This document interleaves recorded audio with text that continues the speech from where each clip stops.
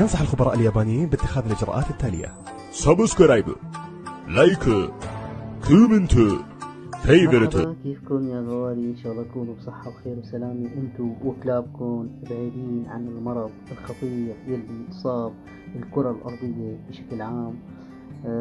وتقريبا 3/4 العالم عندها اصابات منه. انا بدي احكي بهذا الفيديو عن موضوع الكورونا وعن الوقاية منه.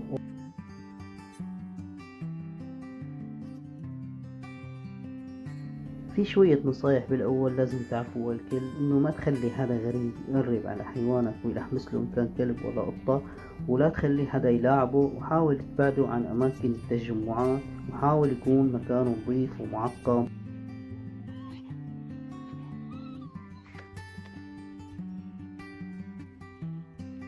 لا تحاول تحط كلبك بمكان عام وفيه كتير تجمعات.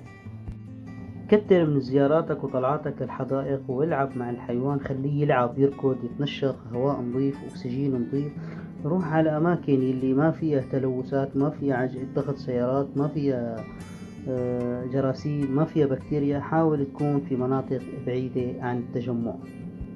مكان الخاص لكلبك اعمل له تنظيفات دائمة طول النهار، وحاول انه يكون صحن نظيف ومكان الخروج تبعه محدد، ولازم يكون في اكل مسلوق بشكل طبيعي ومطبوخ وساخن، وابعد عن الاكلات المثلجة الباردة يلي فيها تراكم للبكتيريا والجراثيم.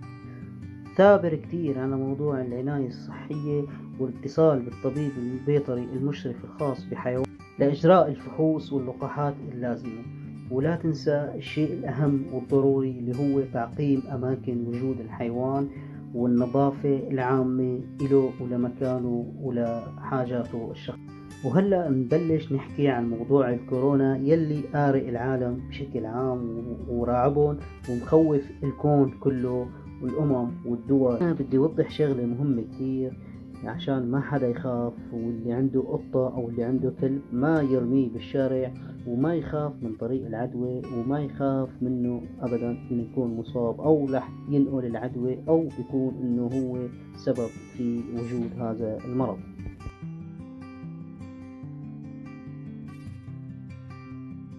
الكورونا عبارة عن عيلة كبيرة. في فيروس منه بيصيب الجهاز التنفسي، وفي فيروس منه بيصيب الجهاز الهضمي.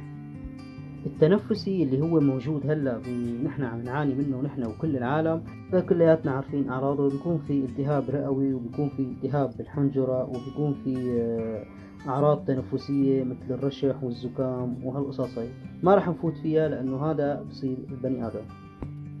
أهم شيء نحن لازم نعرفه إنه فيروس كورونا يلي بيصيب البني آدمين ما بينتقل للكلاب والقطط، لأنه هو هذا المرض اللي بيصيب البني آدمين ما بينتقل للكلاب والقطط، ولا الكلاب والقطط بيكونوا هن عامل لنقل المرض منهم للبني آدم للبشر يلي مربيه. لتاريخ اليوم يلي نحن فيه هلأ، هو هذا اليوم 16/3/2020، ما في ولا حالة تسجلت بتقول على انه في كلاب عدت بني ادمين او في بني ادمين انعدت عن طريق الكلاب، ولا بتقول انه في انتقال مرض من كائن بشري لحيوان او بالعكس. يعني ما في ولا حالة سجلت بالWHO ولا بالCDC ولا بالمنظمة. تاريخ اليوم ما في ولا حالة سجلت بالWHO ولا بالCDC بتقول على انه في نقل مرض من الكلاب الى البني ادم او بالعكس. يعني ما فيش ولا حالة عالمية مسجلت من منظمة الصحة العالمية بتقول انه في كلب او قطة اتصابوا في مرض الكورونا ونقلوا العدوى لبني ادم، او بني ادم نقل العدوى لكلب. اما فيروس الكورونا اللي كان يصيب الكلب والقطة هو مرض قديم ومعروف وقديم كتير، واسمه نحن كنا نقول له كمدربين كلاب ورعاة كلاب كنا نسميه الباربو، وما زلنا نسميه الباربو. يعني هو مرض جرثومي نفسه بيصيب الكلاب، بس هذا بيصيب الكلب في الجهاز الهضمي، مو مثل الكورونا الموجود عندنا بالجهاز التنفسي. هذا شيء، واللي موجود هلأ شيء ثاني. هو مرض معروف بالبارفو، بس ما بيصيب البني آدمين ولا بيعدي، هو بيصيب الكلاب بالجهاز الهضمي، وأعراضه هي الإسهال وعدم الأكل وارتفاع الحرارة بالجسم والجفاف. معروف يعني البارفو ما بيصيب البني آدم أبدا بأي طريقة، ولا بينه العدوى، ولا أصلا ممكن يكون سبب لتكاثر هذا المرض اللي هلا هو نحن فيه. فأنا بتمنى من أصحابي وأحبابي والناس اللي بتعرفني واللي عندها حيوانات ما ترمي كلابها بالشارع ولا حيواناتها، ولا إنه تفكر إنه هذا الحيوان اللي موجود عندها هو سبب مرض، أو هو أساس المرض، أو وبيجي منه مرض. فبالعكس انتبه عليه وراعي صحته، وإن شاء الله ربي يكونوا بصحة وخير وسلام.